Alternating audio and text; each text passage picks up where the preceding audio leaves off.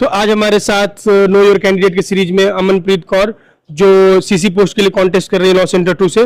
तो सबसे पहले इनसे कुछ सवाल जानेंगे और चलिए शुरू करते हैं इस इंटरव्यू को। सबसे पहला मेरा सवाल है कि आपका नाम क्या हुआ और आपका जन्म स्थान कहाँ है और आपकी पढ़ाई लिखाई कहाँ से हुई, कैसे हुई, लोगों को बताइए। मेरा नाम अमनप्रीत कौर है और मैं पंजाब के एक छोटे से गांव गुलाबगढ़ से हूँ, शहर बठिंडा। उसके बाद मेरी पढ़ाई लिखाई पीपीएस नाभा स्कूल से हुई है। उसके बाद मैंने ग्रेजुएशन मिरांडा हाउस कॉलेज से करी है। After that I prepared for CDS exams as well and now I am continuing my higher studies in law centre 2।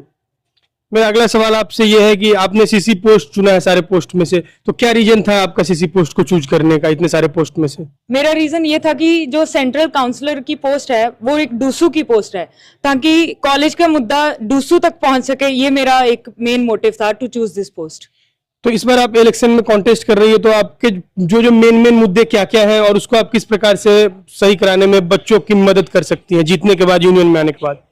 मेरा मेनली मुद्दे ये हैं कि first of all washroom sanitise हो जाएं प्रॉपरली, क्योंकि जब से हम आए हैं 1 महीना हो गया है, washrooms are not properly cleaned और सैनिटाइज नहीं है and there is no sanitary pad dispensers in the women washrooms. तो सबसे पहला तो ये है and second is to organise cultural events. हमारे मैं पहले मिरांडा हाउस से हूँ, तो वहाँ बहुत सारे इवेंट्स होते थे और बहुत ज्यादा इंक्लूसिव ग्रोथ था कैंपस का। तो यहाँ पे भी होना चाहिए, थोड़ा रौनक रहेगी, बहुत बच्चे इन्वॉल्व होंगे हर इवेंट में, तो अच्छा रहेगा।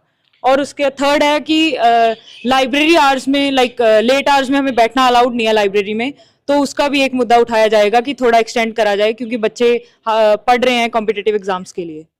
मेरा अगला सवाल आपसे ये है कि आप जब यूनियन में आओगी तो सबसे पहला आपका जो प्रायोरिटी किस मुद्दे को लेकर होगा, जिसको आप सबसे पहले कराना चाहोगे और क्यों कराना चाहोगे उस मुद्दे को?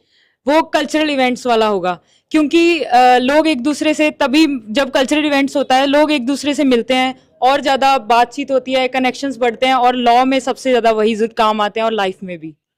और मेरा सबसे आखिरी सवाल आपसे ये है कि अभी आपको पता होगा कि दिल्ली यूनिवर्सिटी का सेशन 8 चल रहा है, जिसकी वजह से इंटर्नशिप ब्रेक नहीं दिया जा रहा है। जो रूल है बार काउंसिल का 1 महीना मिलना चाहिए लोगों को कम से कम, ताकि इंटर्नशिप डायरी वगैरह बना सके। तो उसके लिए आप स्टेप कैसे लोगे और कैसे हेल्प करोगे बच्चों की? उसके लिए भी काम किया जाएगा, क्योंकि जैसे आप बोल रहे हैं कि इट्स वेरी इंपॉर्टेंट। जब हम किसी जॉब के लिए जाते हैं लॉ स्टूडेंट्स, तो हमसे इंटर्नशिप्स के पेपर मांगे जाते हैं कि हमने कहाँ कहाँ क्या क्या किस किस लॉयर्स के अंडर काम किया है। तो अगर हम वो काम नहीं करेंगे और फिर अटेंडेंस का इशू रहेगा तो it's not possible, both the things are not possible at once. Thank you. ये थे अमनप्रीत कौर जो इस बार सीसी पोस्ट पर कॉन्टेस्ट कर रही हैं। अगर इनकी बातें और इनके मुद्दे अगर आपको सही लगे और आपको लगता है कि ये इस पोस्ट के लिए बहुत अच्छी दावेदार है, तो आप इनको भारी से भारी मतों से विजयी बनाएं और इनको वोट एंड सपोर्ट करें। बहुत बहुत धन्यवाद।